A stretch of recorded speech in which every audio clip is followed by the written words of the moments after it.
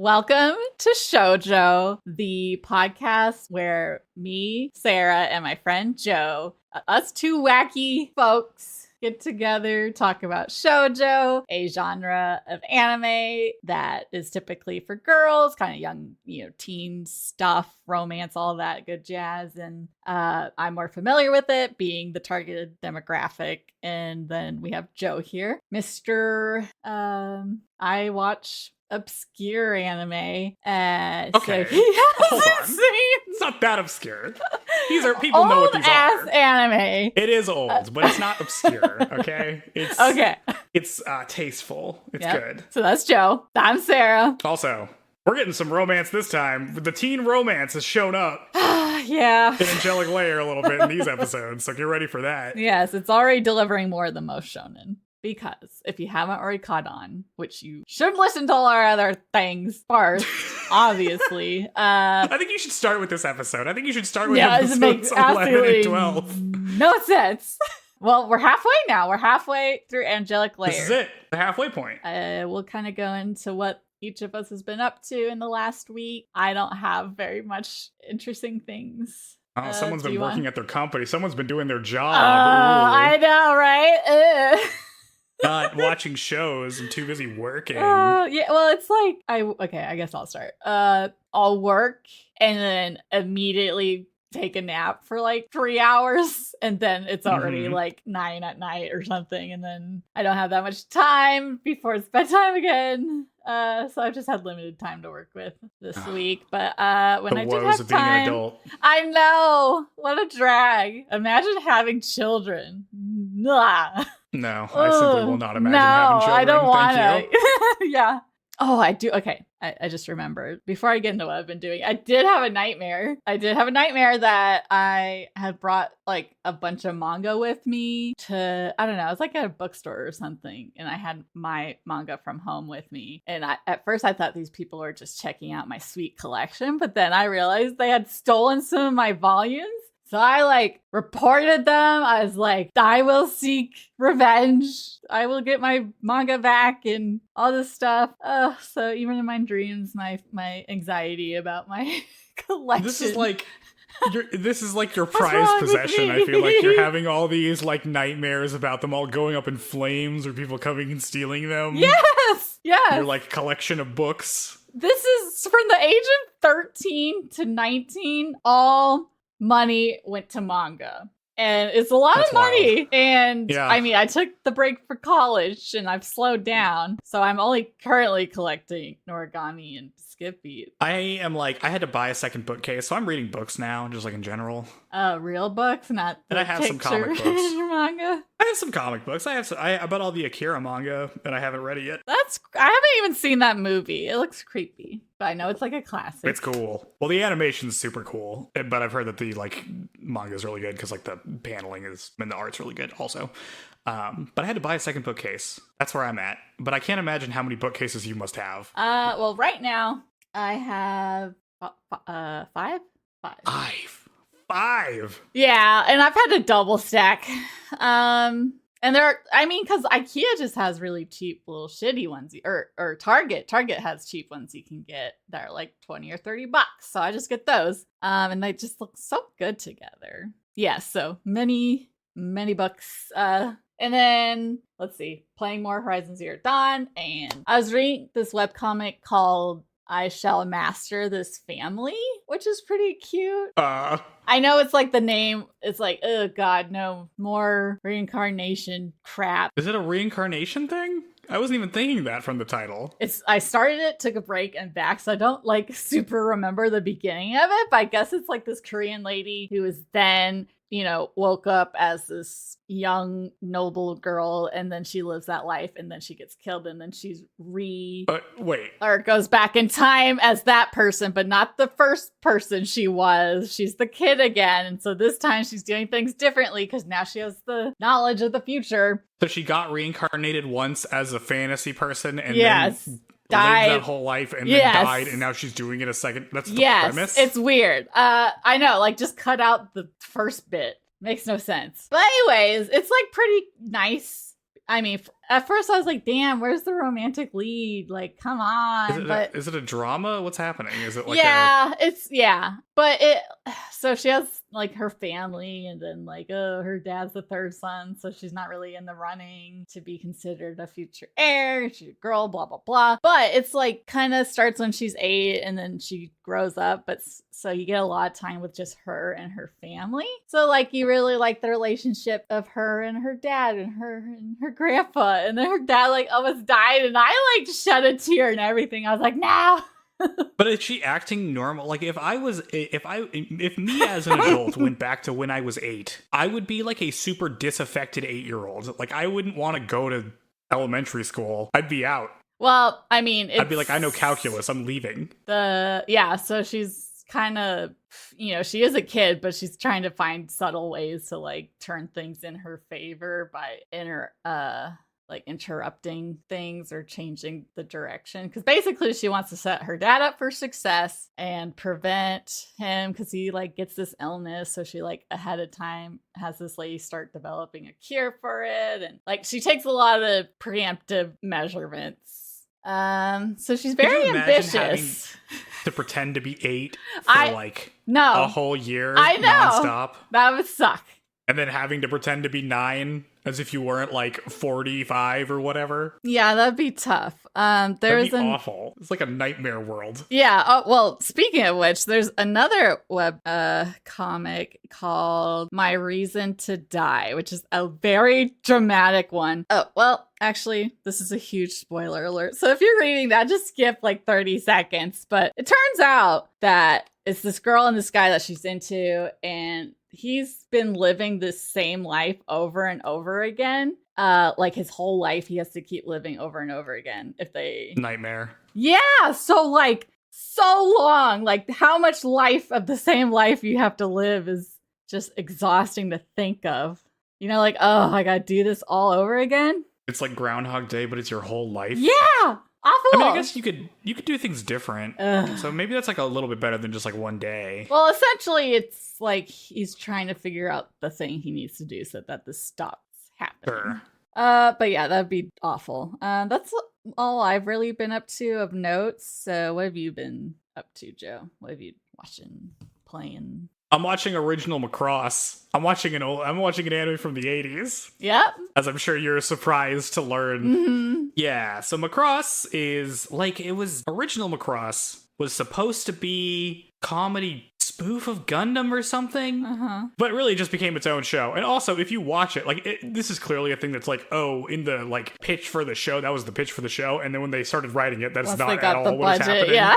Once they got the green light, they changed it. Yeah, because basically the premise is at like the end of the 90s, a giant alien spaceship hit Earth that had all this future technology, and it's like this big battle station. It's the Macross, and all of like the world governments have like, oh, they're aliens. We gotta combine into one human unit and refurbish this battle station and have something to defend ourselves with from all this weird alien tech or whatever. So they have this big war, and then that works itself out, and they refurbish this battleship. And it's like the show starts on like the day of the like.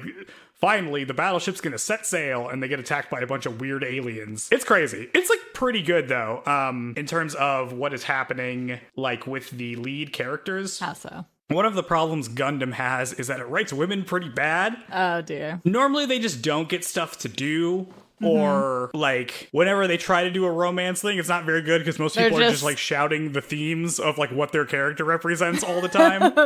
Essentially, they're just there to, like, send off and receive as they come and go from battle, probably. Yeah, well, like, I know you've talked about before how, like, oh, shonen stuff doesn't do romance very well. And, like, the reason for that, I think, and what this show actually does a pretty good job of, or has, I'm, like, 5 episodes in so far, or 6 episodes, is they take the time to put the two, like, romantic leads or whatever in the same place for a while and let them just hang out for 2 episodes or like an episode and a half, and you really get an understanding of why they like each other. Yeah. Of like, oh, they play off each other really well and they make each other laugh, and they like, this is one thing that she admires about him and this is stuff that he admires about her. Like, they set all that up. They spend episode 3 doing that, and like 3 and 4 is like that. And so they set it up front so that everything subsequent makes sense because I already have that understanding of why these characters like each other. Mm-hmm. Instead of just because they're the opposite genders, they automatically like each other. Yeah, it's not just like, well, this is the girl who clearly got character designed pretty well, so we know she's going to be important. And it's just interesting to see how, like, if you set the stuff up right, it pays off later down the line. Like, it's not that hard to make this stuff work. They just kind of don't do it. I know. You should just start making your own anime, Joe. Show them how it's done. Well, it's just like a priority thing. Like, I feel like the real problem with a lot, because I was thinking about like different romance and shonen stuff, and usually I think they do one side, like one half of it pretty well. Mm-hmm. Like, I was thinking about like in Naruto, right? It's like pretty convincing to me why Hinata likes Naruto. Like, I think they do a pretty good job of laying out like what she likes about him. And they do a really bad job laying out what he likes about her. Well, because he doesn't. Because he doesn't really until like later on, and then it's just like, oh, this works out, and now we can all get married, and heterosexuality rules. And then Boruto starts. Series. Boruto is the stupid name, and I'll never watch it because of that dumbass name. I get it because I was gonna say because his name's Minato in the Naruto, so it's like the toe. But come on, there's gotta be something better than Boruto. It's a crime against the anime. Yeah, it's pretty bad. But like a lot of the shonen stuff, I always imagine being like they do a pretty good job of like setting up like the woman's motivation for liking the guy, and they do a terrible job of like selling up the guy's motivation, because I don't know if they can imagine that Med would like women for anything other than how they look. I guess I don't know. I think it's because like surely they do. You know, the chick her whole purpose for being there is to like him, whereas he's got other stuff to do, and she's just like, there on the side. Like make the women very simple, like no other interest except the dude. And then the dude's like has all this epic things going on that he's involved with typically. Yeah. They should let the men have emotions. Yeah. Like, I still can't believe that in Bleach, Ichigo and Rukia don't get together. They so clearly get along better. Yeah. Awful. Yep. Okay. It's so Okay. good. They're so good together. Anyway. That is one nice That's what thing. I was watching. I was thinking about this this morning, but just Angelic Layer. Even though a lot of the characters are dolls, they're still female. So it's really cool seeing all these cool, like, so much variety in these female leads and characters, because I feel like if there is a female character, normally there's like the token, there's the dude, the friends, and then the love interest, and then the chick who's a friend. But that character is always either kind of bumbling and unaware and overly endowed, and then or they're super aware of that fact and they're super like hypersexualized and stuff. Like, they're never normal. They're always like ditzy or seductresses. What are you thinking of specifically? Well, I was thinking of Rangiku from Bleach, right? Because like she could be interesting. Well, she does have interesting things, but like she's like a super side character though. I know. I'm trying to think of something more. Like Orihime is the one in Bleach that's like a main character, and like Rukia, and I feel like they're both. I mean, Orihime is very like ditzy and has big boobs. Yeah, but she's like nice, but like Rukia's normal. Yeah, well, Rukia, just hang out with Renji, okay? Like, Renji, no, I don't like fix that. Fix your stupid hair. Get it out of your face, girl. I hate it. I mean, it's not as bad as that one girl with like the snake tongue. I can't believe you're talking shit about Rukia. She's the best. Is she? Yeah, she's great. She sucks. Her freaking. She sucks at drawing. It's great. Her entire idea of what the Soul Society is just completely incorrect. She's whatever. We need to have a conversation sometime about how the Soul Society arc of Bleach, the part where they go to like to get season 2 and 3 is probably the best arc of any shonen thing ever. Yeah. I have like recently, like in the last like 2 years, I read the manga for it, and I like rewatched part of the show for it, and I'm like, this is maybe the best stuff that's ever happened. And then the rest of the show just like tanks immediately from there. Yeah. Well, because it's a shonen that has like world building, because we don't know these things, and there's all these cool characters, and it's kind of tournament style, which is like essential for the shonen with like a clear objective and stuff. Yeah, but it's like, it not just has world building, but it has perspective. Like, I feel like a lot of the stuff that more modern shows are missing is like any perspective on stuff. Like, this is the main problem I have with Jujutsu Kaisen, which is like, yeah, it has world building, but none of the characters have opinions on what that world is. Like, everyone just kind of takes everything at face value, and there's no like ideology really in there at all. And it's kind of, it just doesn't feel realistic at all that none of these characters would have like opinions about the way things are run, or who is running them, or how the world should change, or like what the world should be. And Bleach has that, and that's what makes it good. I gotta find, I definitely, unless I for some reason sold them, I have the first 3 seasons on box set. I can't remember where those are. But yeah, I mean, yeah, and then that's the thing, right? A good thing, it'll go bad if it goes on long enough. So it's like, just be short. Like, Demon Slayer is very popular right now. I have the manga in its entirety. So it's like fairly short compared to a lot of shonen. Like, just end it on a high note, you know? Or it's kind of just a high note. Well, not a terrible note. Like, you know, seasons and seasons of it just declining and then ending. Okay. It's fine. It's fine. The first like opening is freaking amazing. But yeah, sorry, we were talking about women characters. I like dragged us talking about how cool Bleach is, but dude. Whatever. It's because you're like, oh, this is just like wrong Giku. I'm like, she's like a super. Well, I'm just saying, right? She's barely in the show. Essentially, her and Orihime, they're both redheads with big boobs. One's the ditzy one, and one's the super, like, self-aware that everyone's, like, staring at her boobs all the time. Like, those are the two typical things what about I Yoruichi? see. Yoruichi is freaking cool. She's so cool. See, because she's, like, one, it's nice. Look, that's an interesting looking character. She's diverse. In the Soul Society, makes sense. In Japan, it makes sense that it's everyone's Japanese, right? Because that's like how it is for the most part. That, you know, they're not as welcoming to foreigners living there. But in the Soul Society, in theory, everyone should be from around the world in the Soul Society and not just Japan. So there is a bit more variety in the characters. Yeah, I mean, but like, they are imagining the afterlife is basically just like feudal Japan. Yeah, that's true. Which is crazy. I need to talk about Bleach sometime, but I don't think we should do it now. But yeah, I think there is. I mean, I think you're right about like the broad archetype of like how women are portrayed. Especially in shonen stuff. Yeah, pretty bad. Mostly they just don't get stuff to do. Yeah, they just like don't get a character arc, which sucks. Yeah, or like they aren't a thing at all until at some point they just conveniently make them cool for the sake of like a surprise, like Mira Jane from Fairy Tail. When does that happen? Who? I think her name's Mira Jane from Fairy Tail. I've read the manga. I haven't really watched much of the anime, but I feel like she seems pretty with the awful haircut. Well, with the stupid hair ponytail thing sticking up. It's like straight up, yeah. Yeah, her. But then she like has this cool power, but it's a while. I don't remember that show at all. It's the same person who made Rave Master, right? I don't know what Rave Master is. You don't know what Rave Master is? When I was in 6th grade reading Tokyo Mew Mew, all the nerd boys were reading Rave Master. Yeah, I didn't read in middle school, thank you. Okay. I was too busy playing Halo and being cool. Oh, dear. Okay. Okay.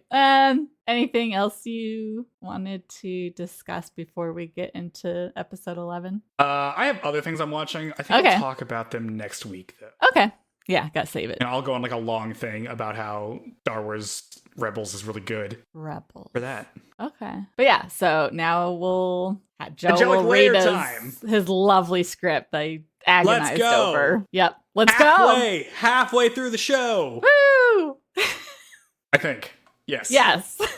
I can do math. All right. I can do math. I can do it. Okay. Angelic Layer, episode 11, is called The Match, Hikaru and Mao's Real Fight. So if you don't remember last time, they were having that fight and it was a cliffhanger, picks up right off of it. We open on a flashback of Alice creating an angel. Monaco comes in and sees how it's going, and Alice explains that she's no good at controlling angels, but she does get mad when her angels lose. Then we transition to a fight between Suzuka and Monaco's angels from last year's tournament. So this isn't Mao, this is a different one. I think it does have a name, I just didn't write it down in the summary. Suzuka wins that match, and Monica and Alice are dumbstruck that they lost to a 4-year-old because Monaco was 4 at the time. Yeah. They resolve to defeat Suzuka next year. Then the credits play. After the opening credits, we jump back to the present, where Hikaru's movements are being delayed by the device Alice planted on her last episode. Hikaru is really struggling as Mao's beating the crap out of her. Back in the control room, an angry Ichan decides that he is going to stop the match. When Fujimori asks why, he explains that Hikaru is being inhibited by a special coordinate marker which has been causing quantum interference. But before he leaves, Ojiro shows up and we learn that he and Ichan are brothers. Ojiro tells Ichan that he can take care of the problem for him. We return to the match, where Hikaru can only block at this point while Alice keeps causing interference. Annoyed that the match won't end, Monaco explains to Misaki that she must beat Haruko to regain her lost pride. Misaki tells her that that's weird and they should just be playing for fun. Then she says that age doesn't matter in Angelic Layer because anybody can play it, which is what makes the game so fun. Mao readies a knockout kick while Hikaru is lagged out, but Misaki regains connection just in time for Hikaru to land a quick punch right into Mao's chest, which does a lot of damage. Alice panics and starts activating her device more and more, but is stopped when Ojiro shows up and calls her out on it, basically. Mao and Hikaru continue to fight while Ojiro explains to Alice that he loves Angelic Layer and that nobody should be able to win outside of pure skill. Monaco starts wondering why Alice isn't lagging Hikaru anymore, so she turns and sees Ojiro near Alice and wonders why she isn't ejected from the game for cheating. While Monaco is thinking, Mao has stopped moving. Misaki asks Monaco what's up and waits for Monaco to regain her composure. The match continues, and Hikaru is using Suzuka's moves, which is kind of bad news because Monaco's whole deal is beating Suzuka, so she starts to counter them really effectively. This causes Misaki to panic, so she starts changing it up a little bit and lands a good hit on Mao. Elsewhere, Shuko is impressed. Then Hikaru kicks her out of the lair, winning the match. Back in the cafeteria, Haruka and Shoko are watching the end of the match. Haruko apologizes to Shoko for delaying the interview, but Shoko quietly states that if Misaki and her mom... She quietly states that if Misaki keeps winning, her and her mom are going to run into each other whether they want to or not, which really confuses Haruko, who doesn't understand the context of that sentence. After the match, Misaki asks Madoka if Mao is alright. Madoka removes the device from Hikaru, claiming that she just had some lint in her hair, and then leaves. Ichan talks on the phone with Shuko and tells her that she's reckless, and she should take care of herself. On a park bench, Madoka and Alice lament their loss. Madoka says that she's going to try to make her own angel, and that Alice should try playing with Mao. Because Angelic Layer is, after all, about having fun. Back in the waiting room, Misaki thinks about how crazy it is that she's in the semifinals when she can't even do simple vaults in gym class. Haruka comes in and we learn that they're not matched up against each other in the next fight. And then Kaede and Sai both enter and introduce themselves because we have our top 4. A receptionist calls them in and Misaki gets nervous to go out on stage to present the top 4. And Sai holds her hand and tells her that she's only got to take the first step and then it's easy. They walk onto the stage to a cheering crowd. Misaki thanks Sai, and Sai tells her that she hopes Misaki will overcome Hikaru's weakness before facing her in the final if she wins her match against Kaede. Misaki is shocked because she didn't even realize that Hikaru had a weak point. Elsewhere, Ichan and Ojiro wonder if Misaki will be able to figure out the weak point that was mentioned. Coincidentally. Because everybody knows this now. And Ojiro says he'd like to battle Misaki one day. We end on a concerned Misaki wondering what the heck her weak point is that everybody seems to know as we cut to credits. Oh, yeah, okay. Oh, boy. So yeah, because a lot of this was just fighting, so there wasn't as much, combos happening. But in the flashback, it's at the 3rd Nationals. So there's been 3 Nationals, which I assume it took at least a couple years for it to gain momentum to even warrant having Nationals in the first place. So maybe Angelic Layer's been around for 5-ish years, perhaps. Hey, I have a question. Yes. When did Shuko leave Misaki? Was it 5 years ago? Was it more than that? No, I don't remember how long she'd said it had been since she saw her. Since kindergarten, which would be 5. So, and she's 12 now. And yeah, getting freaking Madoka. I could see it being hard to swallow that you get demolished by a 4-year-old. I was watching that flashback. Barely potty trained, probably. Yeah, before you hear, like, she's like, oh, she's got it out for Suzuka. And it's like she has a vendetta against a 5-year-old. It sounds ridiculous. But then when you see this flashback, it's like, yeah, it must be pretty devastating to lose to an actual 4-year-old. Yeah, jeez. Like, I would also feel like a loser. Yeah, I mean, technically that's like a mentality that go against the thing you're playing, which is that everyone's equal. But I guess that just because that's kind of how it is, that doesn't mean that the people doing it like that part of it. Well, it's just, yeah.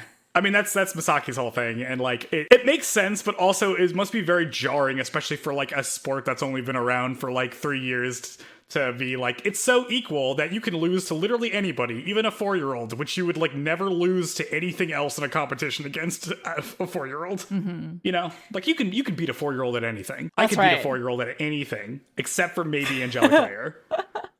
I don't know. My one of my kid brothers, he's like a boy genius, and he probably was better than math than I am now as a 4-year-old. Okay. Oh, that's how bad I am at math.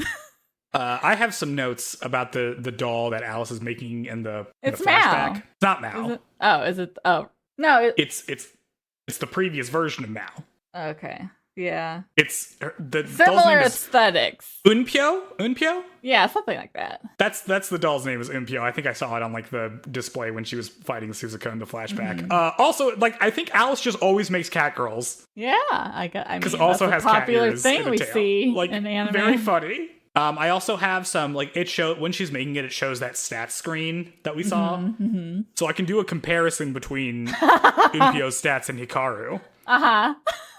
So I have it written down here. And the biggest thing is like, okay, so Unpyo is height 70%, weight 65%, and Hikaru is 40% height and 30% weight. So she is like taken all the points out of height and weight and put them into the other stuff. Offensive power for Hikaru is 80% and Unpyo is 70%. Defensive power for Hikaru is 50% and Unpyo is 30%. And then quickness for Hikaru is 100 and for Unpyo it's 50. And then physical strength they're both 70. So basically what Misaki has done is taken all of the points out of height and weight and put them into offensive and defensive power, which makes a little bit more sense as to why like Hikaru can tank more hits and also dish out better hits. Well, you would think I'd like to see what the tallest and shortest possible versions of these angels are side by side. But you would think that I don't want to waste my points in height. I'll just make them a little shrimp and then I'll be super strong because they'll have the, points for height go into something more, productive. Well, it's interesting. The height one is a little bit more confusing. Would be like the weight. Yeah, because I think weight makes sense because so many matches end with somebody getting pushed out of the layer. Mm-hmm. So like even if you had higher points, if your person gets knocked out, you're just out. You just lose. So weight actually does feel like something that matters. A hefty little chunker on the layer. Yeah, because basically, like if I'm assuming if you're like max weight, you basically have to lose on points. If this was Pikmin, then the best would be the purple ones, the big fatties. Uh-huh. They'd never get pushed out of the layer. Yeah, but that was my notes on that. Is like interesting. We actually see some mechanics of how the dolls are spec'd. So they are Alice and Madoka are sisters, but they don't seem very close. Like they're both scheming together, but they don't seem to share any like sisterly bond. I don't know, love or something. Like they're just, they're like. Wait, why do you say that? Well, I just, it's weird. Like it's almost a system. Like the younger one makes a thing, and then the other one just takes it. It's like a relay. It seems bizarre. And freaking, if you're gonna be scheming, don't yell your plans. And also, okay, if one of the deists talks, the other can hear it, right? Are they mic'd up? Can everyone hear what you're saying? Because I feel like people would be able to connect the dots if you're yelling like, you can't blah blah blah. I don't think they were they talking to each other? I don't think they were. Well, they weren't talking to each other, but they were both kind of saying, well, they have like the scene where Madoka starts a sentence and Alice kind of finishes it from the crowd, but they're both kind of like angrily shouting like, we'll be the ones to defeat Suzuka or something like that. Because they're in sync. See, I feel like they're so in sync they don't need to talk to each other because they're such good sisters. Okay. The title Because of the there's last the point- episode was Mean Sisters. Yeah, they're mean together. Okay, that's bonding. Yeah. Oh, jeez. They form a girl they, gang. they don't seem to enjoy, like, they're not having fun. And that's like a plot point. Like, oh my God. Okay, I have a hard time suspending disbelief that they can, like, learn it just in that moment and, like, change their mind and how they feel about everything just by, like, 2 sentences from Misaki. Oh, jeez. Well, I mean, I feel like it's a little bit more than that. Like, it's not just like that. I feel like that's the tipping point stuff. It's like, hey, even your opponent is saying that this is because, like, they're cheating at this tournament, right? Like, they want to beat Suzuka outright. Well, I wonder because okay, so like, but they don't even think they can beat Misaki. They have to cheat against her. Like, it's like they're really in a desperate situation. Like, they don't seem. Well, it's they're not subtle. It's kind of like with the bully chick who with the whips because she knew Misaki wouldn't know about it, but these people don't necessarily know how much she knows about Angelic Layer, so you would think they wouldn't cheat with something that's so obvious they're cheating that she would just call them out and then it'd all be null and void. Wait, I mean, they got caught. It's not like they got away with it. I mean, I know. Why do they think they could? Because they're desperate. This is what I'm saying. Like, this is a bad plan. They say something. Oh, is it the quantum interference? I haven't gotten over Ojiro's explanation, or not Ojiro's, Ichan's explanation of what's happening. What is happening? Like thought transmission. That's how I guess it works. Quantum interference. Are they quantum entangling the, like, neurons in your brain with whatever activates the doll? Is that what's happening? It's like it's 1-to-1. That's why your thoughts can, like, your neurons firing to, like, move your arms moves their arms because quantum entanglement. Is that what's happening? Is that the interference? Did Ichan make the most advanced piece of technology that's ever been made to design a children's game? Yeah. What? I can only comprehend so much of what you've just said. And then the other thing happens immediately after he says that, which is that Ichan and Ojiro are brothers? Okay, I hinted at it last week, like, oh, there's a reason why I keep kind of referring to him as being creepy too, because he's the creepy guy's brother, so maybe it's just the two of them together are little weirdos. Okay, but he's not creepy. And also, Ichan isn't really that creepy either. He's just doing jokes. He's just doing weird bits. He's insane. But they don't look anything alike. How surprised were you by that? I was pretty surprised just because there's, like, nothing that would make me think that. Yeah. Other than he, like, hangs around. And then freaking Ichan gets up like, I'm gonna go shut this game down, and Ojiro's like, let me handle it. And I'm like, you're wasting time. She could be losing in the time you're spending, like, not doing something immediately. Because she keeps getting hit a bajillion times and isn't out somehow. That's because she got defense. She put it in defense. As long as she doesn't get kicked out of the layer, she's good. I mean, also, like, 10 minutes. This seems to be going longer than other ones. Like, do they extend the time and the health points so it's more entertaining because there's less contestants in these semifinals? It's the same time. You think? Okay. Yeah. At one point, Monica calls Misaki tiny, or Hikaru tiny, so, like, hitting her where it hurts. Oh, yeah. Misaki's, like, response from Monica's like, we have to defeat Hanako to regain our pride. And Misaki's like, what? I know. We're all just playing a game. What are you talking about? Yeah, I mean, everyone just speaks so cryptically that she goes against, so she has no idea what they're referring to.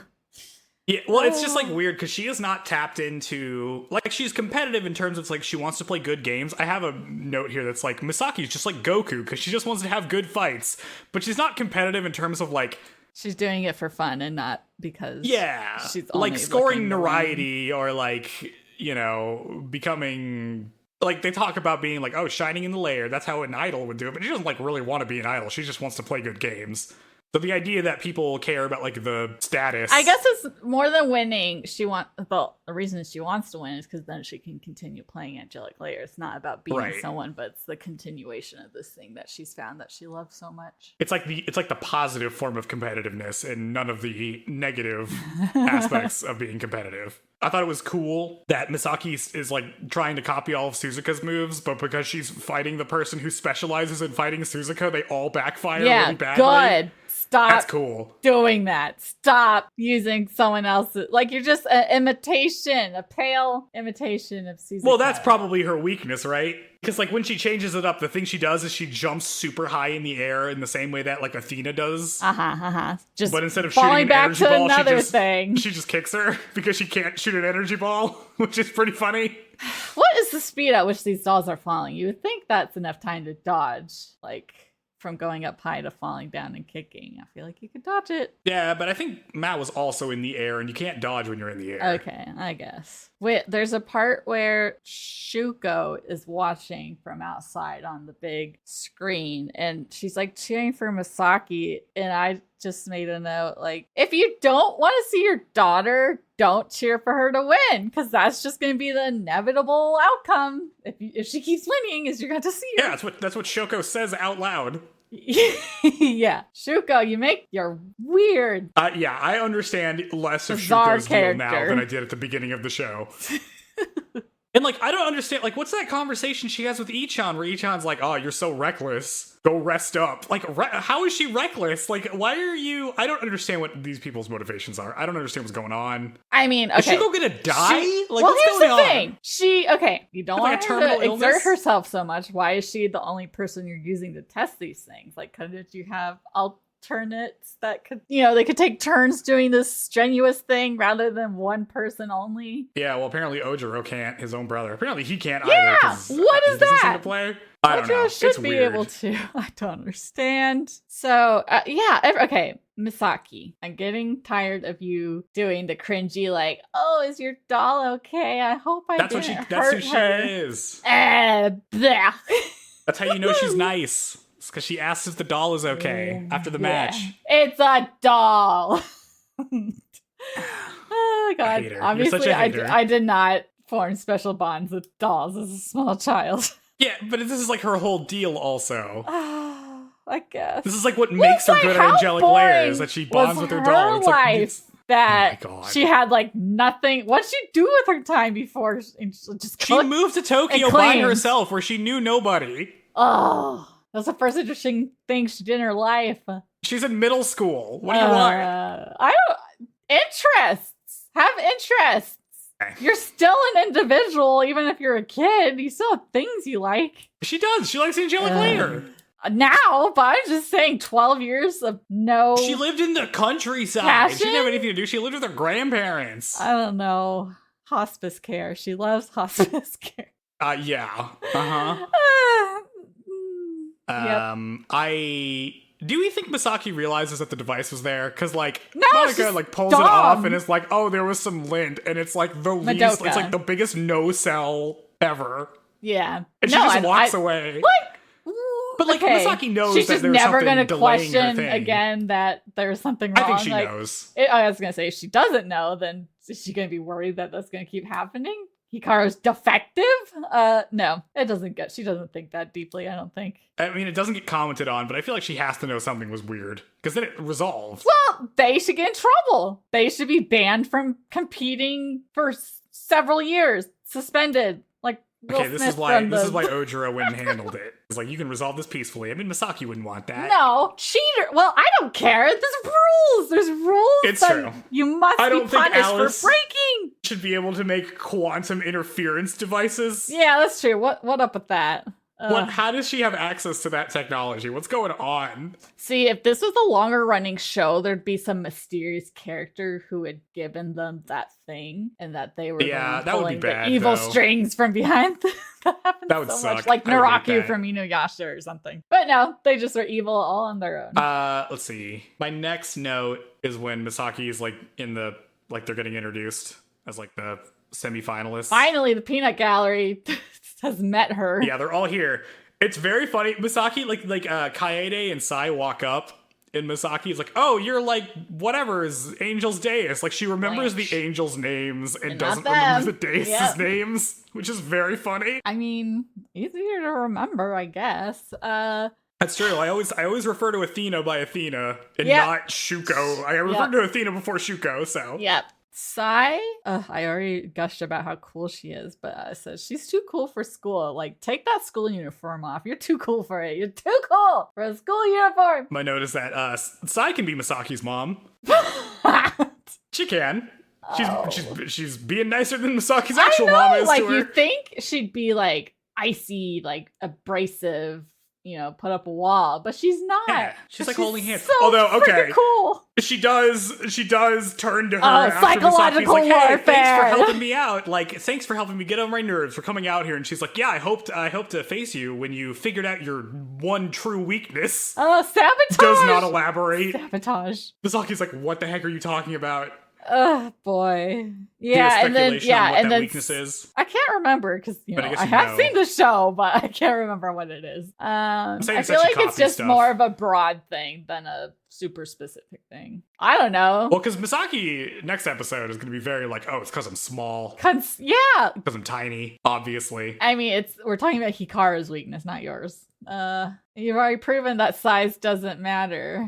We'll see. I don't remember. God, I can't wait. Well, we'll get into it after episode 12. I'm like, I am ready for more action. It's gonna get so intense and awesome from here. Well, bad news about next episode because I know. Get that out. Normally, I'm like, yeah, romance. I'm like, no, get that out of here. Back to the fighting. All right, maybe I should go on the summary. Yeah. Angelic Layer episode 12 is titled Misaki and Kotaro, the two's exciting date. Ooh. What a transition. We're getting here. It's the morning and Misaki gets out of bed. Shoko left early today, so Misaki starts vacuuming alone with the oldest looking vacuum cleaner I've ever seen. I have a vacuum like that. I have one. You do? Yeah. Oh my God. Grandma gave it to me. On TV, an ad for Angelic Layer comes on featuring the angel Athena. Misaki is hyped because she hasn't seen anything from Athena in a while, and then she realizes she's going to be late to school when the OP plays. After, we cut to Shoko and Athena trying out the prototype headgear again. Athena is jumping on some polygons while Ichan and the team watch. Ogata is impressed that Shoko is able to keep testing day after day, which annoys Ichan, and he demands that Ogata get some tea and cushions for them to sit on while they take a break. And if he doesn't, he'll have to wear a kimono and Ichan will be his arms as a punishment. Shoko asserts that she doesn't need to take a break, and if they don't hurry the testing, they won't be able to roll out the prototype in time for the finals. But before she can finish making her case, she passes out from the stress. Incredible work, Shoko. Not backing up your words. Yeah, I'm fine. Passes out 2 seconds later. Incredible. Goes back on that. In the hospital, Ichan complains to a bedridden Shoko that she shouldn't push herself like that in front of him. She apologizes but says she wants to do as much as she can for Angelic Layer and Misaki, which doesn't make sense. And also, Ichan does not reply to this. Back in the control room, Ogata is doing his punishment with his coworker, Inada, but Ogata gets to be the arms, and everybody has a fun time. Back in school, the girls are playing volleyball, and Misaki accidentally nails Tamayo in the face with it. After the game, Misaki tells Tamayo about what Sai said about her weakness, but Tamayo says that she's probably just messing with her. We cut to an Angelic Layer practice arena where Misaki is running tests with Hikaru. Her test results are good, and she's bummed she can't figure out what her weakness is. She runs into Kotaro and Haruko. Kotaro explains that he's taking Haruko shopping, and Misaki says that's very kind of him. Haruko comments that sometimes the kind one will only ever just be a friend because she's stone cold. And then she decides that she wants to run some tests too. Haruko aces all of her tests, and Misaki wonders how she can be in the semifinals with somebody so talented. Haruko says that Misaki and Hikaru have something that can't be measured in numbers, so it's all good. Misaki realizes the time and rushes home. Haruka tells Kotaro that maybe Misaki looked kind of down, and maybe it's a good idea to go ask her on a date, which makes him blush. While rushing home, Misaki buys some sake and food for Shoko.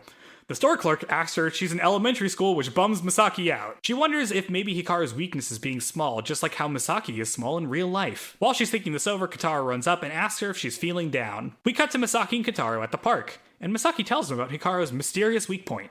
Kotaro doesn't have an answer for her, but he offers to show her some of his karate moves tomorrow, and maybe she can use some of those moves in her next match. Misaki thanks him by grabbing his hands, and they get all blushy. The scene ends, and we cut to the next morning where Misaki is making a ton of food. Shoko walks in, and Misaki tells her about her date with Kotaro, and Shoko teases her about it.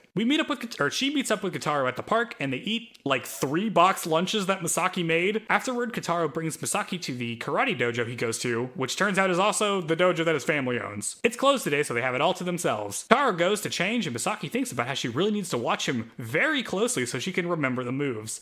Then we get like a montage of him doing a bunch of like judo moves. Misaki is very impressed. Kotaro explains that he can improve by maximizing his effect while minimizing his movement. Misaki asks if even small people can learn to fight like that, and he says yes. Misaki is feeling a lot better, and Kotaro decides that now is the time to ask her out for real. But before he can, Tamayo randomly shows up and knocks him out. Misaki is very impressed with Tamayo's knockout move and asks to see it again. Time passes and it starts raining. Misaki panics because she's left her laundry outside to dry and rushes home, but she accidentally leaves her lunchbox at the dojo. Tamayo offers to bring it back, but Kotaro stops her because he wants to do it, because this is supposed to be his date. This leads to them getting into some kind of like awkward embrace / grapple, and Tamayo starts like stoically talking about how Misaki is cute and straightforward and good at cooking, as if she's like secretly very jealous, which surprises Kotaro, but then she turns this into a goofy takedown, saying that he'll have to get through her to get to Misaki. So, Misaki gets caught in the downpour and has to shelter at the park. While waiting, Ojiro shows up with an umbrella. He says it's a nice day and the rain stops and the sun comes out. Then he tells her that he heard about a new system for Angelic Layer that's going to be revealed at the finals that might change the game. Then he says he's looking forward to her next match and walks away, and it's revealed as he walks away that he was carrying 2 umbrellas, one in his hand and one behind his back, as we cut to credits. Well, there's a lot that happened. This episode had the episodes where there isn't just a big fight montage, and I can't just be like, the match continues. It turns out there's a lot of stuff I gotta talk about. Yeah, well, all the different scenes, right? Because we have the Misaki perspective, we've got the Hatoko and Kotaro perspective, and the camera room, like monitor room with Ichan in them, and then like Mom, Shoujo, like there's a bunch of different characters that we're kind of seeing their perspective of what's happening that we have to cut. We check in with a lot of people. Yes. So you said the coworker Ogata and Inata, is that right? I believe so. That's gotta be confusing. It's just like Shoko. So Inata. It's similar. Inata and Ogata. Hinata or Inata? Like I. Okay. Inata. And Ogata. Okay. Gotcha. Lots of A's. Yes. Tomoyo getting, knocked with the ball, and then Kotaro immediately also getting hit with a ball made me laugh out loud. That was pretty funny. Yeah, because Misaki hits the volleyball directly into Tomoyo's face, and then Kotaro's like, oh my god, are you okay? And then he gets, the same like treatment with the soccer ball. Tomoyo gets nailed in the face so hard my she dude. Tomoyo gets nailed so hard on that her she face. passes out. Yeah. Yes. Her weakness. Okay, so the part where they're testing the system, the new system, like Shoko's testing it, and like Tina's jumping on a bunch of polygons, is the whole system like projecting a landscape? Is that what it is? It has to do with because that's what it looks like. Yes. Yeah, because like normally when they fight in the layer, it's just like a flat ground. Yep. But Athena was jumping on like some video game ass polygon mountains. Yeah. So I guess they're adding like terrain. Yeah. Well, yeah, I could see it. Well, although with terrain comes, how are you going to get all the angles if there's, like everyone's not going to be able to see something if they're behind a big rock. Oh, yeah, the perspective matters, right? Yeah. It has to be like symmetrical. Something, yeah. I'm like, we don't see cameras, but they're gotta be there somewhere.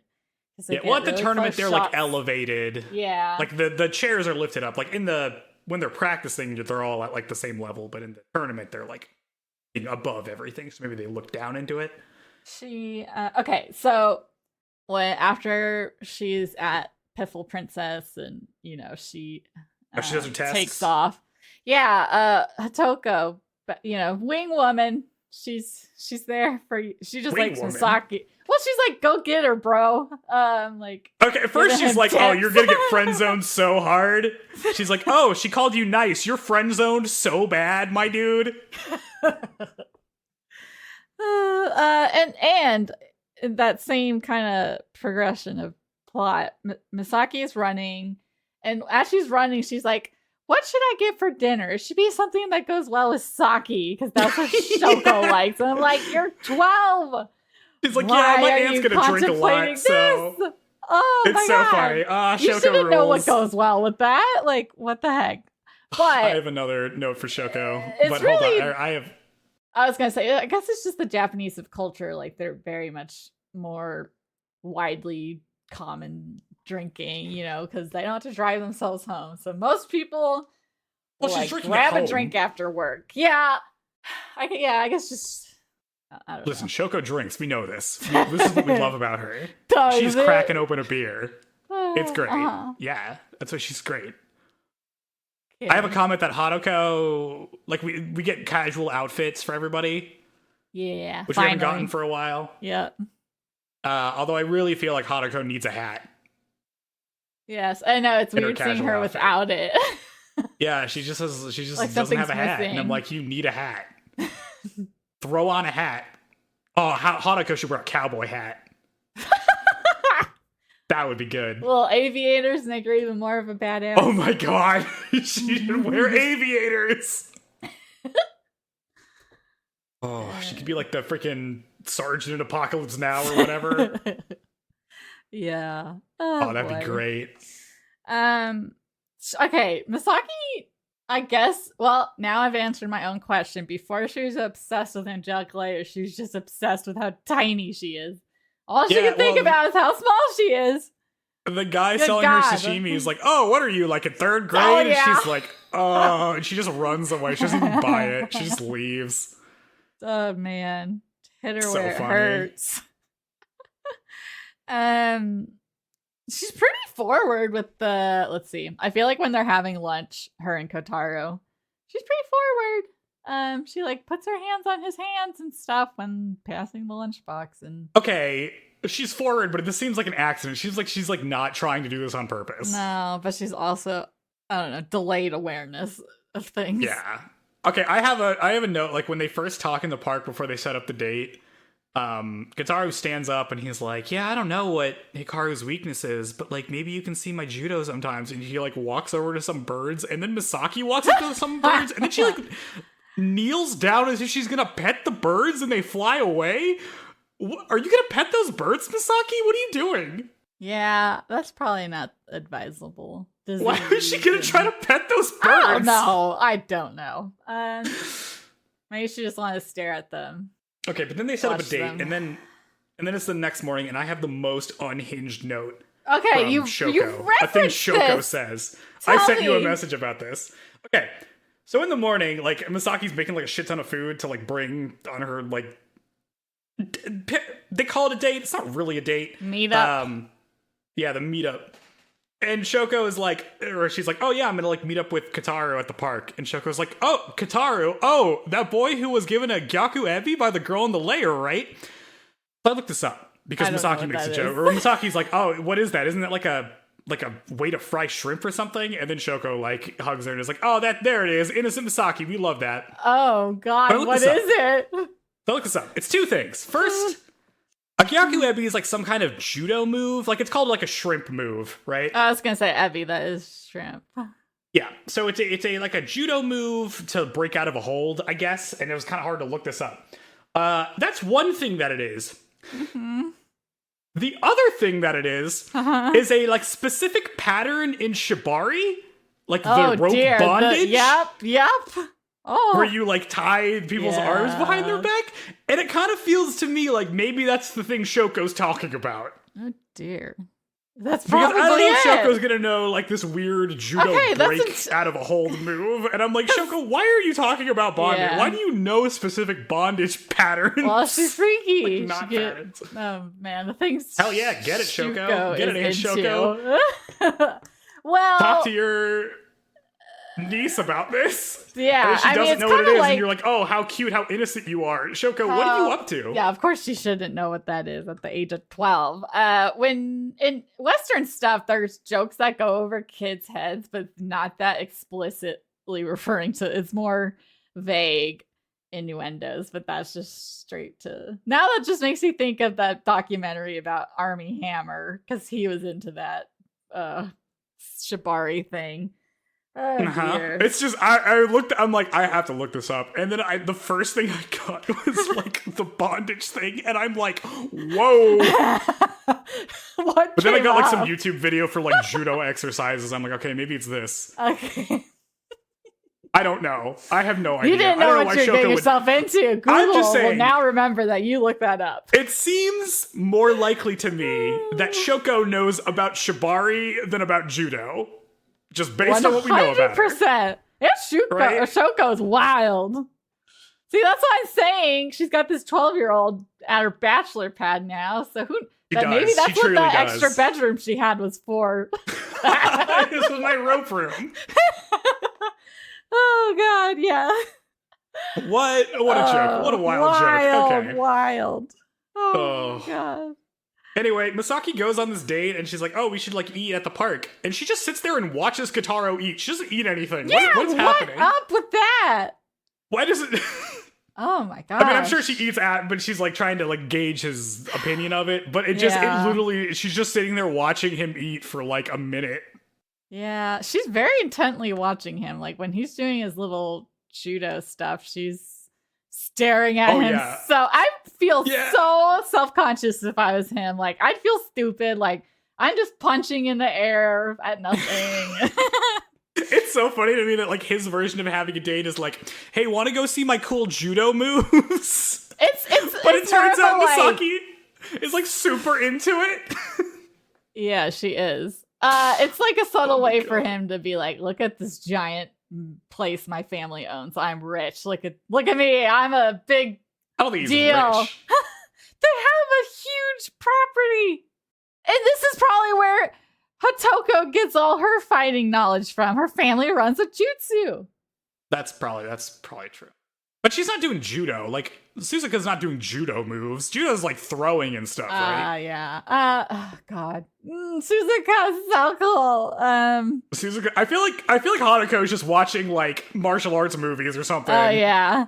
Or anime, and she's just recreating all the insane things that can't be in real life, but she now can with She did make like a sexy ninja doll as like a 4-year-old. That's true. So. She's very she's been influenced by adult media. Oh my god. Yeah, I bet she's like a cinephile. That's my headcanon for Hanako. She's just like watching like AFI's top 100 movies. She's like watching all the Akira Kurosawa movies. She's like, hell yeah, samurai movies rule. I'm for. So what did you think of the Tamayo thing? Okay. What's going on here? Okay, first off, it's very funny when she shows up and then she knocks Kotaro out and then Misaki's immediately like, ooh, that's a good takedown. Can you show me that takedown a couple more times? Like, she doesn't care at all that Misaki, like, that the date is over. This is why I'm saying that, like, I don't know if she really considered it a date. No. Like Misaki, because she just, like, doesn't care that Tamiyo shows up. I think maybe Kotaro likes her, but she's only nervous because it's her, like talking with a boy who's not family is a thing to be embarrassed about, not because it's him in particular. Yeah. She's just kind of nervous to talk to everyone, even like science stuff. Well, I mean, she's still she's the sheltered girl who's like, oh, Hanako referenced kissing. How scandalous. And everyone's like, what? She's over here watching all these samurai movies, dude. That's right. She's watching Kill Bill over there. She's watching Kill Bill. Gonna hear Misaki's gonna hear Hanako's hot takes about Pulp Fiction or whatever. Oh dear. Okay. But yeah, Tamayo, what do you think? What is this implying? Obviously, it's implying that she likes him, right? That Tamiyo likes Kotaro. Yeah. And she's just which feels... It's kind of the opposite, where, like, typically a boy picks on a girl as kids as a sign of liking them, but it's Tamayo just being the shit out of Kotaro as her way of flirting. Well, this is what you said you did earlier, right? Well, I don't know. Well, it was more like embarrassment. Like, some boy, I think... I had like a grungy gym shirt that had a hole in the armpit, and he was like, "Oh, I like that," and then I like kicked him in the shin. I was like, "Don't talk to me about stuff like that." That's not flirting, all right. I don't know. One boy tried to play footsie with me at driving ed, and I just stomped on his foot. Driving? Okay, so you're like 16. This is like you're in like late teens. Okay. Yeah. This is not the same. Yeah, so someone tried to play footsie, I just stomp on their foot.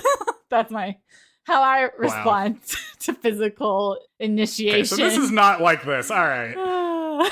Yeah, so and she does, but the thing is, like, she transitions it so quickly into like a joke. Yes.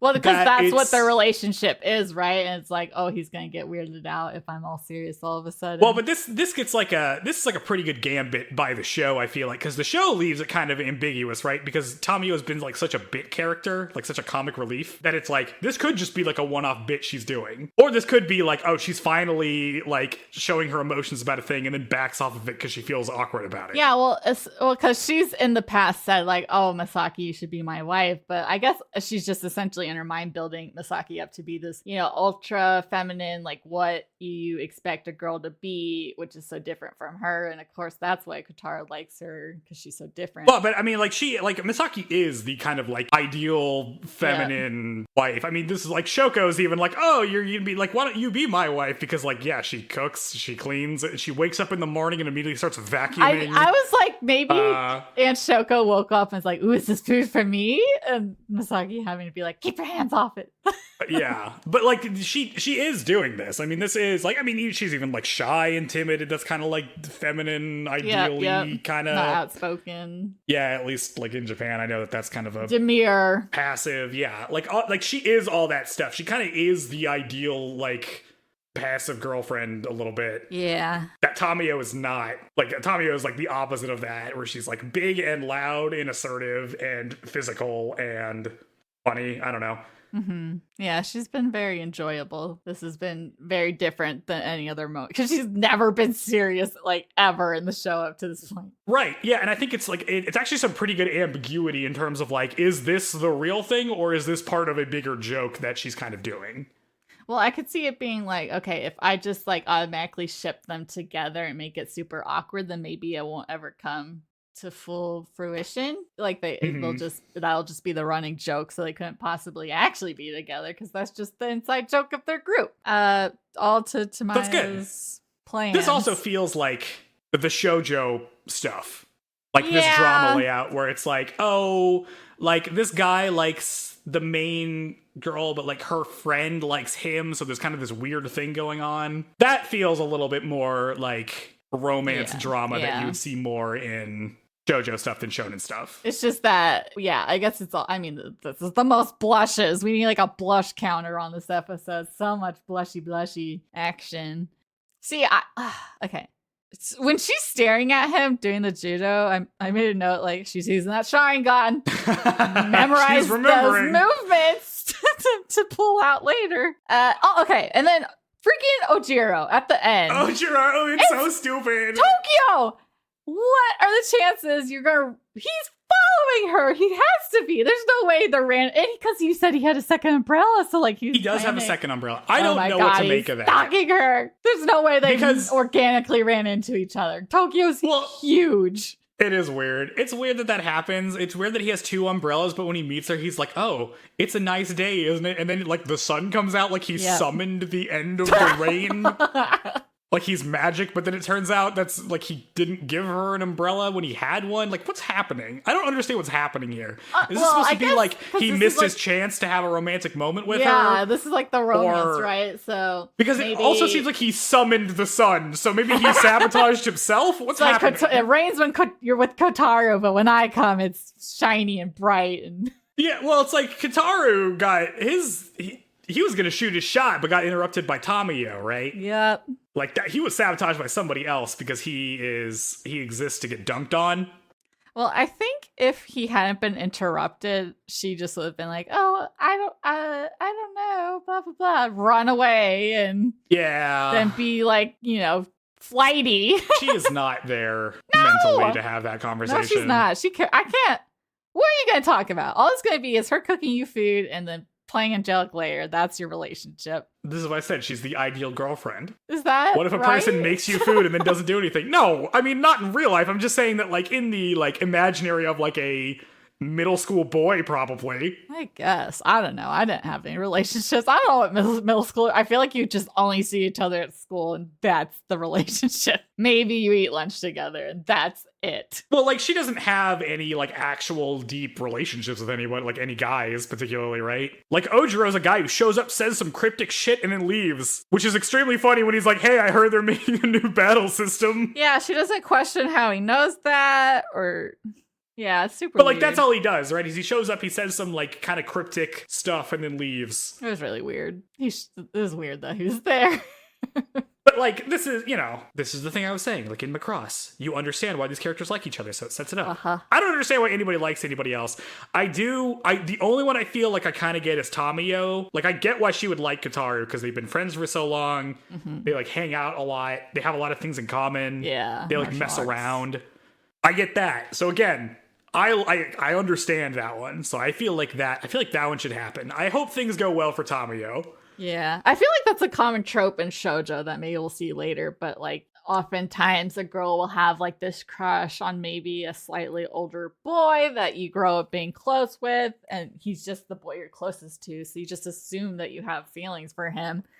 But then it just turns out it's more like familial, and then like that opens the door for the actual male lead kind of stuff. That's a typical plot of a shoujo. Yeah, but I feel like that is the most relatable to like people. Yeah. Right? In terms of like, oh, if you ever had like a friend you like turned out you thought you might be closer to, and you're like not sure if you want to pursue that or like how they feel about it. Like that's I think that's a thing a lot of people deal with in their life at some point, or they're on the receiving end of that. Like, this is a thing people are familiar with, at least. Like, it's much more sympathetic than whatever the heck Kotaro and Misaki have, which is just like, what if there was a cute girl and you hung out a couple times, and then I guess you're gonna ask her out, and then she's kind of only into this weird hobby she has. I mean, I guess like, that's kind of the me. way they go about things, right? Like, in a lot of anime, it's like one person totally oblivious to the other person's existence until they get confessed to, and then it's like, sure, I'll give it a try dating you.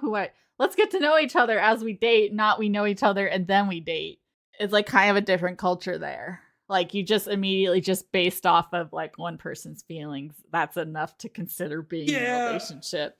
If you're just slightly or remotely interested in each other. Right. But like, as an audience member, I feel like Tamiyo's thing is much more sympathetic. Yeah.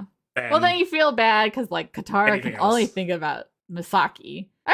Everyone in the show is just very narrow-minded. Like, everyone has blinders on. Like, they can't focus on anything but one thing in their life. Well, but this is the part that's interesting, right? Like, he can do it all. Right, because Angelic Layer is the thing that like opens up to everything, right? It's like, okay, yeah, age and size don't matter. Like, all these things that you think are important in regular society, like, it turns out aren't actually a big deal in the constructed world of Angelic Layer. Like, this is your access to more freedom and a wider, like, variety of way of thinking about how the world could be. But is that, like, are they taking those lessons outside of Angelic Layer and applying them to the real world, or are they just, like, using it as an escape, but they're still, like, thinking about their lives as constrained in the real world that they don't in Angelic Layer, right? Like, I think this works out pretty well in terms of why people like this game so much, because it is an escape, right? Because that stuff doesn't actually matter. Like, gender norms just like kind of don't exist when you're playing this game, and neither does like age or any of that other stuff. Like, this is truly a place where you can just be your authentic self and play this game, and you don't have to worry so much about like how you're perceived by everybody else. Yeah, because it's like everyone focuses on the angels, so whatever you want to be on the focus of everyone's attention. Like, if you want your angel to be cool or cute, then like that's what people are going to focus on. And it's like by proxy, it feels like they're acknowledging you because they're acknowledging your angel.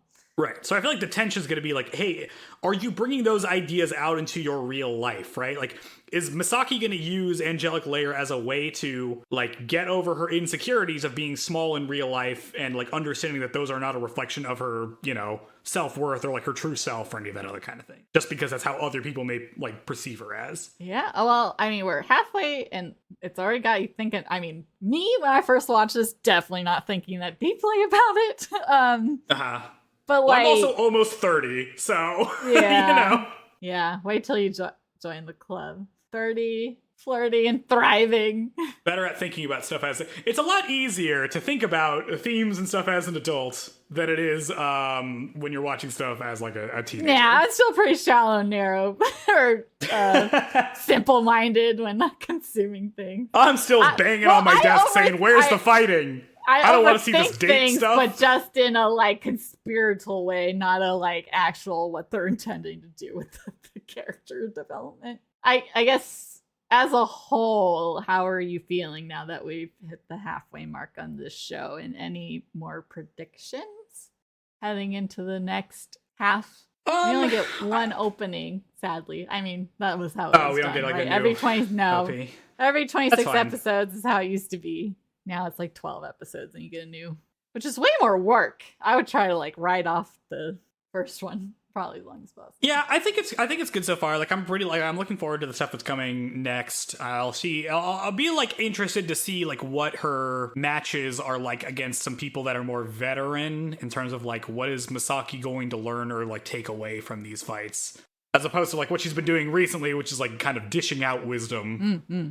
Now I think she's going to be on the receiving end of that, and it's going to be interesting to see what other people have to say to her. Yeah, because now she'll be actively talking with the Peanut Gallery. They're not the Peanut Gallery anymore. They're in the main spotlight. Oh, yeah. They have names. So it's going to be Misaki versus Kaede, and then Hatoko versus Sai. How do you think these are going to play out? Oh no, Hatoko. It's going to be the fight between the coolest angels ever. It's gonna be so sad. I'm gonna be so sad when that happens. You don't know. I don't know, but I do know because I know drama. I know how to write a show. I actually don't, but I've seen a show before. You know how to write a script for a podcast. I know how scripts work. I know how you make drama. You don't make drama by having the same person fight the same person twice. No, yeah. Maybe if this was a longer running show, but there's no time for that. She wouldn't have held her hand if she was gonna lose. Let's be real. Oh no, it'll be good. I think Haruka will bounce back. Blanche is cute. Nurse Blanche. Isn't blanching when you like freeze vegetables or something? I mean, isn't that a Golden Girl? Blanche. Isn't that like pale? Let's see here. How to blanch vegetables before freezing. Blanching is the process in which you boil or steam vegetables briefly until they are partially cooked. It is the essential step before freezing many vegetables, including broccoli, leafy greens, string beans, okra, and asparagus. It makes sense that I don't know it since it has to do with cooking, and I want. Do we think Kaede's going to do that on stage? Going to blanch some vegetables? No, I don't think so. Well, I look up Blanche. Well, as far as like name, feminine name of French origin, that means white or pure, which makes sense. The angels decked out in white stuff. But what I was thinking of is, what does blanched mean? To become white or pale, as from shock or fear. That's what I had in mind, like becoming pale from something. Yeah. So what kind of fighting style? I mean, because they're both lightweight angels, so they're similar builds. Well, I guess we'll see that new terrain stuff. That'll change it up. It's interesting to me that so far the only angel that she's fought that has like a special kind of ability was Ranga, that like shoots the air blast. Like nobody else had a gimmick. Like Mao didn't have a gimmick. I mean, there was the ice like skating chick. I mean, that wasn't there like was the ice skating ability, chick. That's true. But that was like a. But like there wasn't like an attack that it wasn't like a puzzle fight, you know, where you had to like figure out what's happening. Hopefully, we'll get some more puzzle fights. I like puzzle fights. Yeah, where you gotta use that brain. We gotta like figure out what's going on. I don't think Misaki can handle that many. Her poor little brain can't process too much information. You keep saying that she's dumb. She's not dumb. I don't know. Let me see that report card, and then we'll see. Wow. Oh yeah. No, wow. I'm not that smart. I'm just saying I'm more perceptive of like, oh, I just saw that lady in the bathroom. Now she's on stage. Okay, I can comprehend that that's the same person and that she's a performer and not be shocked. More be like boasting to Aunt Shoko. I met that girl. I met that idol. You ever been to a concert? Like twice. You ever stand, like had a standing area in a concert before? No. If everybody's standing, people in front of you are tall, and Misaki notoriously short. So maybe she just didn't see anything. It's like her whole maybe she was just in a crowd and just like heard the music. Well, yeah, because there was no seating. It was just people standing around a little. Like maybe she just couldn't see Ringo because she's so short. Kotaro should have put her on her shoulders, but he didn't because he's a wuss. Also, she already gets treated like a child. That'll just make her more self-conscious of looking like a. You should neg her. That's how you get a girlfriend. Yeah, I guess you're the ladies' man, so. Yeah, that's how I always refer to myself. Smooth operator. I also invite, like, that's my number one hit on. I'm like, hey, you want to go see me do some judo moves? You want to see me do a judo form? Is that doing anything for you? No, I'd be like, would that work on you? No, I'd be like, go away, you weirdo. I just imagine it's like the typical, like, ooh, let me show you how to do this thing. No, you're not doing it right. Let me show you by touching you. That's what I would imagine would be the proposition if someone came up to me saying, hey, want me to show you this? It is that not that far removed from being like, hey, you want to come watch me play video games? Like, ew. I play games and I wouldn't want that. It looks bad. Unless Tamio it's like a cool would go on a better date than one. this. This is what I'm saying. Like Tamio would have a better date. He should just date Tamio. I feel like if you were dating her, if he was dating her, I would just be flinching, expecting her to attack me at any moment, never able to relax. That's great. That's the foundation of a good relationship. Get that heart racing. That's right. Yeah, we'll see. I am not excited about the Kotaro relationship with Misaki because I don't think it's that good. Well, luckily it's a shonen, so it won't be fully realized. I do like the Tamio drama. Yeah, giving her some you more. don't know that. It could happen. I do know, actually. Listen, I can interpret anything in my mind if I try hard enough. Yeah. I can make realities in my head you wouldn't believe. I am now questioning the order that I put things. Now I don't remember. Do we do recommendations first or reviews first? We just discussed episode 12. I know, I can't remember what we've done up to this point. Okay, if that's how we've done it. Hey, Sarah, what do you have to recommend the people? What's something they should watch while they're also watching the next 2 episodes of Angelic Layer? Well, should we only be doing anime? I was going to say, I'm going to video game. So, right now, folks, you got to act on this, okay? The Steam spring sale is going on. And I think it ends... What day does that end?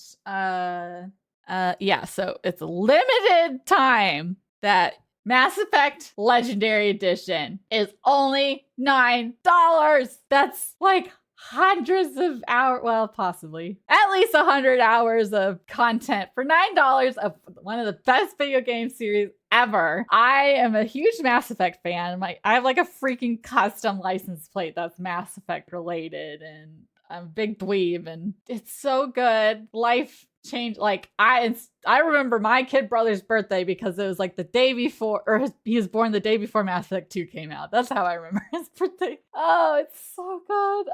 Because it's third person shooter. It's like super good, like in-depth story, a big epic, space thing, and female shepherds voiced by Jennifer Hale. Oh, Garrus is there. There's romance. Yep. It's so good. I love it. Mass Effect 2 is one of my favorite games ever, if not the favorite. Although Baldur's Gate 3 has become a contender. Yeah, that's my recommendation because it refines. Because I know a lot of people just skip the first Mass Effect because it was old. First it's old. Freaking, it was BioWare's first shooter game, so maybe they didn't know what they were doing as well. So they like revamp the gameplay so it's consistent through all the games for the most part. And so the first one is there's not the never-ending elevator loading scenes anymore. So it's vastly improved, although the Mako is still a thing. So that's a bummer. Yeah, drive that damn thing on all these random planets. Other than that, but yeah, $9. I played through Mass Effect, the first one. I was an engineer or whatever, which means I could only use a pistol. Oh, yeah. I think I think when I was probably 13 when I first played it. It was my first HD game. I picked up Biotic and then never used my Biotic abilities. Oh, man. I didn't know romance was a thing. Like, a lot of things went over my head. The first time I played, which is probably for the best, I would have been scandalized by the sex box. You can't, like, the scene where it's like, oh, Side we're so in love, and they like kiss, and then it cuts to black. That you'd be scandalized by that.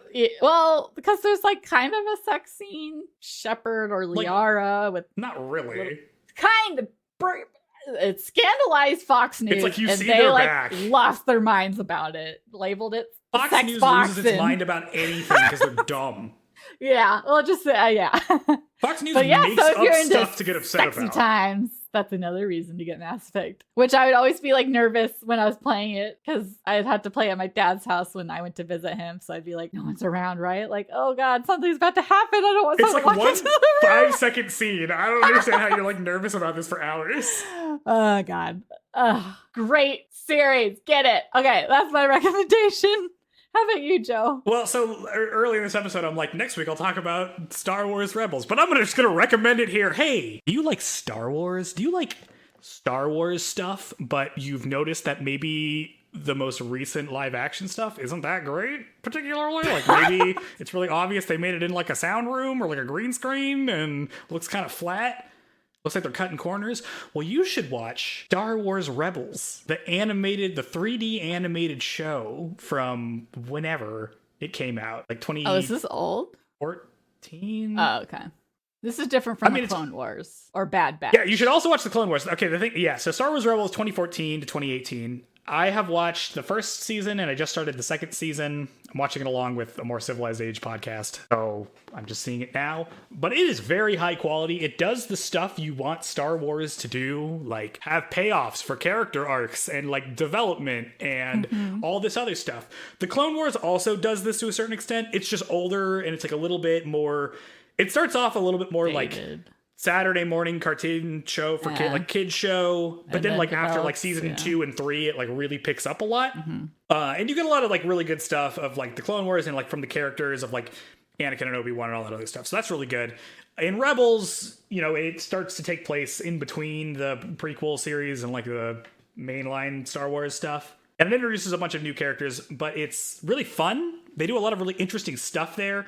I would say, like, the things I feel like people like from The Mandalorian in terms of, like, kind of building out the universe and, like, some of the ideas of, like, what other people were doing in the galaxy at this time. This show does that same exact stuff, but, like, really well executed, and it looks really great in animation. Like, you can just do pacing better. You could just do... Well, there's no limitations to what you can do, yeah. Right, and, like, the space battles look incredible. It's just a really good way of experiencing Star Wars. So if you like Star Wars, and you haven't watched that stuff because, you know, it was on Cartoon Network when you were like an adult or something, I would go check that out because it's actually pretty solid stuff. Also pretty anime. There's a lot of anime shit in it. It's good. Yeah. Well, because, I mean, Star Wars, right? Most people think of the movies, but I like just the concept of the universe more than the movies itself. Like, my favorite piece of Star Wars stuff is KOTOR, which we will get into and eventually make this bonus episode. Yeah. For realsies. We're not just talking. We've half recorded it, so it's coming at some point. But, like, the potential for all the different stories. Like, I haven't read any of the books. I know there's, like, a bajillion Star Wars books. But yeah, that's what... There's room to make so many different things outside of the movies. Yeah, it adds a lot of nuance and flavor to the worlds around it. It's good. I guess that was before Disney acquired LucasArts? Rebels is like the first thing they made after Disney acquired them. Okay. So they stopped making the Clone Wars show, and then they made Rebels, and then they went back people later mad about and that? added... Yeah, well, they went back later and added a 7th season to the Clone Wars, which is like... The thing about the Clone Wars is that you can watch the animation quality get better. Like, you can watch them, like, really figure out, like, how to make things look good, how to do lighting, how to do particle effects, and, like, the writing gets better. Like, everything just gets way better. And then in Rebels, they start off already with all those skills. And then they play that show out, and then they go back to the Clone Wars, and that season is incredible. Okay. It's, like, peak Star Wars stuff just going on. Immediately turned to shit when the big it's company awesome. got their hands on it. I know they did that, like, Tales of the Jedi thing, which is also that 3D animation. I haven't seen that yet, but I'm expecting it to be really good. Like, I've heard the Bad Batch is really good. It's that same thing. Like, that style, I've like, heard that good team things is about that. really good, is what I've heard. Really carrying Star Wars on its back for me. Yeah, I think I saw a Clone War movie where there's like a baby hut, like Jabba the Hutt. Yeah, that was like the very first thing they did. It's like very a cute not little that great. dude. It's fun. Baby. Listen, if you watched Obi-Wan, the show Obi-Wan, and thought it was terrible, it's because you're right. It is terrible, and Rebels does all that stuff way better. I watched a bit of Ashoka.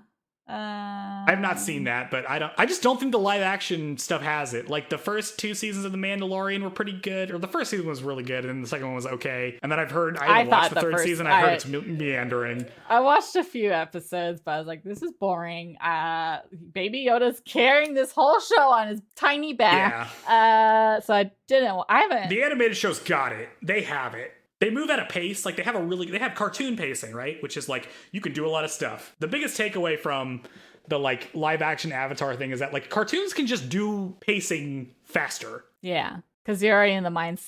Like cartoons are, just animated stuff I think is great. It's, easier to be successful, it seems. Like, just have beautiful art and a decent story and likable characters. Like you and me, we freaking loved. Well, maybe I'm just speaking for you, but we liked Young Justice a lot. That's an animated series. Like superheroes. That superheroes works better in animation than live action. Oh yeah.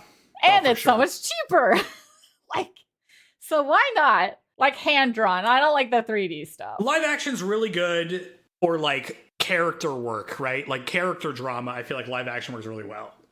I don't think you could make like animated Breaking Bad or like Mad Men or like, I don't think that would be very good, just because those like thrive on long scenes between characters that are like having complex emotions, and like the voice acting could do a lot, but it can't do like the face and all that other stuff. Like it's just harder to do that in animation. I don't know. Has the anime never made you upset or cry or anything? I mean, it has, but it has to do more. I feel like it has to do more with like the setting of like the conflict than like any particular performance. Clanad. Because like you can't animate a face that detailed. It would just take too much budget to do that. Whereas like an actor can really express a lot with their face. I was like, oh, we finished early. What section are we in now, Sarah? Shut up. What's the section title? Listener reviews from Apple. If you enjoy this show, then you should rate it 5 stars on whatever podcasting platform you're listening to this on. Even if you don't enjoy it, give us 5 stars. Even if you don't enjoy it, just give us 5. Before listening to the episode, give us 5 stars. Hey, we're doing this at the back end at least. So you can just I'm out. If you rate us 5 stars and leave a comment on Apple Podcasts, I will read it out. We have a comment from Denene. That is 5 stars. Oh. Denene says, Shoujo is the show. If you told me 10 to 15 years ago that I'd listen to a podcast about shoujo anime, I would have never believed you. This podcast is the real deal.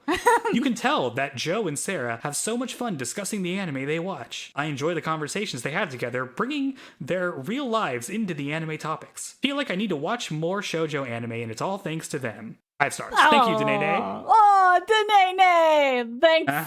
If you have something you want me to read out, leave it as a comment, because I think that was the last one, so it will get read next time. If you okay, that's a friend of mine. I was going to say, from now on, I'll pretend I don't know who anyone is, so it seems like people are genuinely interested in our podcast and not just doing it for the sake of supporting us. I think you should do it. I think, listen, you like us. You just listen to us talk for some number of hours about some shit.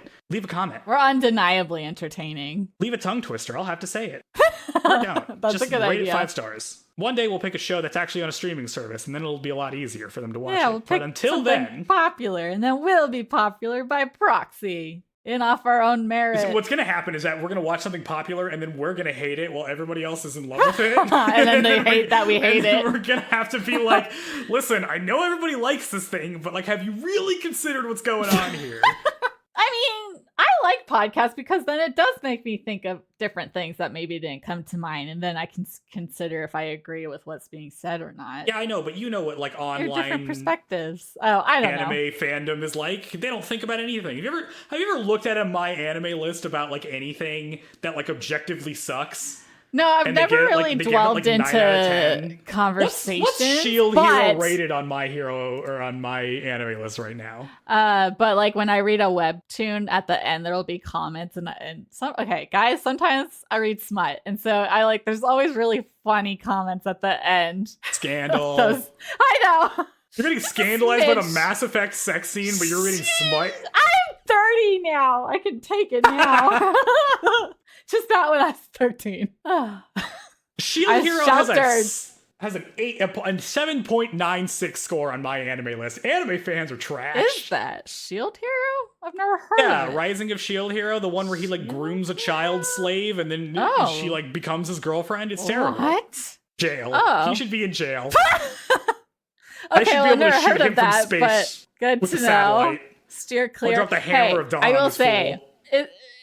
at least as far as smut manga is concerned, people reading it are very good about calling out bullshit. Like, hey, that's not consent. This is troubling. This is trash. Like she's dumb. He's the worst. Like, I'm not going to read this garbage. Manga, maybe. People have more standards than anime. Hey, what's the next part of it? What's the next on our schedule? Are you making fun of me? No, I'm not making fun of you. See? I'm just trying to keep this tell on if you're joking or not. See, your voice is so misleading. Because you're so like, oh, is he making fun of me? I can't tell. No. No way. Of course not. Why would I make fun of you See, about now this? you sound sarcastic even more About than the your schedule that naturally you posted in sarcastic Discord and voice. forgot about. Shush! Shush! Don't sass me, boy. All right, go ahead and give us our ending sign-off that we've discussed and agreed on. We're halfway there. Oh, We're going to get copyright struck for that. watching Angelic Layer. How many more episodes? Five? Five more episodes of the show? That's gotta be Angelic okay Layer? to say, 6? right? Do I need to cut that out? No, you don't need to cut that out. You were singing it. Okay, well, Fair use. It was a I parody. apologize for the singing. How many more episodes are there? Are there 12. 24? There's Just 12 more? 26 episodes. We watched... Yeah. Wait, hold on. We got 14 more? We're not halfway. Shite. I suck at math. We're one step away from halfway. Oh, dear. I can't believe this. Embarrassing. We have 14 more episodes of Angelic Layer, which means we have 7 more episodes of Shoujo. You divide 14 by 2. Don't talk to me! I hate math. I refuse. Well, anyway, so we're going to be watching episodes 13 and 14 next week, and then we will be past the halfway point, so that's good. False promises were made last time. Yeah, it wasn't really. That's my bad. I mean, it kind of is. It's an odd number, so there's no exact halfway point. Sign off. I don't know what to say. Until then, hold on. I'm going to do this for real this time. Don't let your 5-year-old sister call you a spineless coward for not taking your friend out on a date. It doesn't matter how many movies she watches. So that so many people stop chiming in on your love life. Oh, I'm so happy we've decided that Haruka just watches a bunch of movies. Yeah, we're gonna keep an eye on Aunt Shoko as well. What else is she up to? In her bondage room. It's okay. We still love her. Oh yeah, no, it's good. This makes it better. Oh boy. Okay. Great. That's MVP. that, you guys. My God. Fare thee well. Fare thee well. Till next time.